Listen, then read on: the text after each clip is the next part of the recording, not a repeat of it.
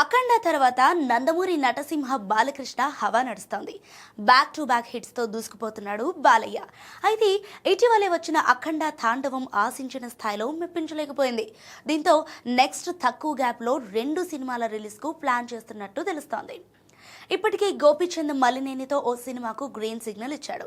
NBK 111 working టైటిల్తో ఈ cinema project మొదలు పెట్టేందుకు సిద్ధమవుతున్నారు. ముందుగా ఈ సినిమాను హిస్టారికల్ కథతో భారీ బడ్జెట్తో రూపొందించాలని అనుకున్నారు. కానీ బడ్జెట్ కారణంగా కొత్త కథ రాయాల్సి వచ్చింది. సో ఇప్పటికే స్క్రిప్ట్ లాక్ అయింది. గోపీచంద్ మలినేని బాలయ్య కోసం పవర్ఫుల్ స్టోరీ రాసినట్టుగా తెలుస్తోంది. అయితే ఈ సినిమాను ఈ ఏడాది దసరాకే రిలీజ్ చేయాలనే ఆలోచనలో ఉన్నారట. సినిమా షూటింగ్ను సమ్మర్లో మొదలు పెట్టబోతున్నారు. అప్పటి నుంచి చూసుకుంటే దసరాకు 6 నెలలు మాత్రమే ఉంటుంది. మరి ఇంత తక్కువ సమయంలో షూటింగ్, పోస్ట్ ప్రొడక్షన్ వర్క్ సాధ్యమేనా అనే చర్చ జరుగుతోంది. పోనీ సంక్రాంతికి రిలీజ్ చేద్దామంటే ఆ స్లాట్ను హరీష్ శంకర్కి ఇచ్చినట్టుగా తెలుస్తోంది. మరి సితారా ఎంటర్టైన్మెంట్ బ్యానర్లో హరీష్ శంకర్ డైరెక్షన్లో బాలయ్య ఓ సినిమాకు గ్రీన్ సిగ్నల్ ఇచ్చినట్లుగా టాక్ ఉంది. ఆ సినిమాను 2027 సంక్రాంతికి రిలీజ్ చేయాలని అనుకుంటున్నారట.